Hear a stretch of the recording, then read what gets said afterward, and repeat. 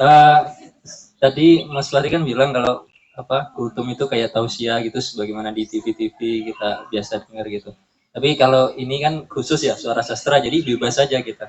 Termasuk saya juga bebas karena memang nggak ada basic dakwah atau ilmu apa syiar gitu nggak ada saya. Saya backgroundnya ya cuma menulis dan menulis gitu aja. Jadi kali ini saya kebetulan waktunya itu cuma 1 hari dalam menyusun ini. Saya bikin narasi, saya mau ngisiin sambil baca ya nanti. Saya bikin tajuk itu berpuasa dengan cinta, Pak. Aduh, bismillah. Dalam hierarki nilai, kita tahu bahwa tindakan manusia yang berkaitan dengan agama ini sejatinya punya 3 orientasi, yakni kewajiban, kebutuhan, dan cinta.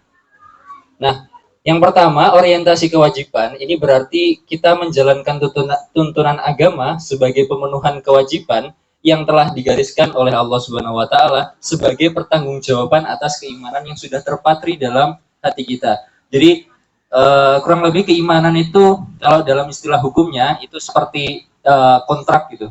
Jadi kita kontrak sama Tuhan, kita berjanji sama Tuhan dalam 2 kalimat syahadat itu bahwa kalau kita sudah berkata bahwa kita beriman, kita sudah merasa, kita sudah mengimani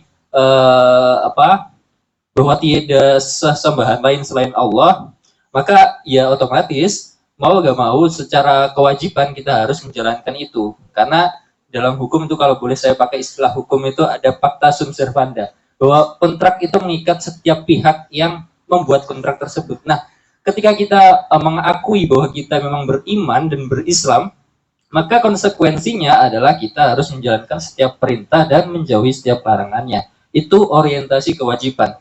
Tapi ada juga level lebih tingginya lagi adalah orientasi kebutuhan. Di mana orientasi kebutuhan ini adalah kondisi di mana kita berpandangan bahwa ketika Allah menetapkan satu perintah atau larangan, pasti di balik itu semua terkandung sebuah hikmah dan manfaat yang besar bagi setiap manusia. Karena Allah sendiri pada dasarnya tidak membutuhkan segala amal peribadatan manusia. Allah tidak membutuhkan kita, tapi kita yang sebenarnya butuh Allah. Kita butuh Allah dalam setiap tindakan kita, setiap langkah kita, dalam setiap jenjang hidup kita. Tapi jangan kemudian dimaknai bahwa kalau ini orientasinya kebutuhan, berarti oh saya sholat ketika saya butuh doang. Oh saya berzikir, saya mengingat Allah ketika saya galau doang. Jangan gitu. Jadi kebutuhan dimaksud ini adalah ya kita menjalankan kewajiban, tapi juga kita resapi bahwa peribadatan kita, penghambaan kita juga dilandasi dari kebutuhan, bahwa kita memang butuh Allah dalam setiap kondisi kita. Adapun yang ketiga yang jadi tajuk dalam kultum kali ini adalah orientasi cinta. Nah, orientasi cinta ini bermakna bahwa segala amal ibadah yang kita lakukan ini bukan lagi karena penuntas kewajiban saja, bukan hanya konsekuensi dari iman kita saja, ataupun pemenuhan kebutuhan saja, melainkan merupakan manifestasi dari rasa cinta kita kepadanya, kepada Allah Subhanahu wa taala. Nah, jadi semata-mata kebahagiaan terbesar bagi orang-orang yang berorientasi bahwa ibadah itu adalah cinta, maka dia akan berpikir bahwa kebahagiaannya, kenikmatannya adalah semata hanya karena ketika dia selalu dekat dengan Allah. Ketika dia dekat dengan Allah, dia bisa memenuhi harapan-harapannya. Dan dia merasa dalam orientasi cinta adalah puncak tertinggi dari cintanya, dari rasa kasihnya adalah ketika Allah meridhoi setiap langkahnya. Allah memenuhi setiap keinginannya. Tentu saja untuk menapaki level cinta ini adalah level yang ideal dan diharapkan dan tentunya diimpikan oleh setiap orang yang serius dan mendalam dan menjalani tuntunan agama termasuk dalam menjalankan puasa. Nah, bahkan para sufi seperti Imam Ghazali misalnya menyatakan bahwa puasa di makom cinta ini adalah khawasul khawas atau yang khusus dari yang khusus. Para pencinta inilah yang dalam salah satu hadis Nabi kemudian disebut sebagai orang-orang yang mampu menikmati atau merasakan nikmatnya iman. Nah, bagi para pencintanya, pecinta Allah Subhanahu wa taala, puasa ini hakikatnya penghargaan tertinggi kepada Allah Subhanahu wa taala yang dia cintai. Jadi dia mengibaratkan Tuhan ini sebagai kekasihnya. Jadi sebagaimana saat seorang jatuh cinta gitu, maka apapun harapan dan keinginan orang yang dicintai atau sosok yang ia cintai, maka setiap perintahnya juga akan dijalankan. sepenuh hati tanpa mengharap balasan apapun kecuali kerelaan dan keridhaan dari yang dicintainya.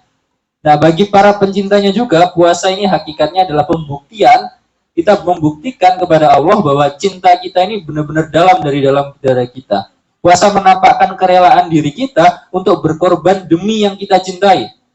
Juga kepasrahan diri untuk mewujudkan apapun keinginan yang kita cintai.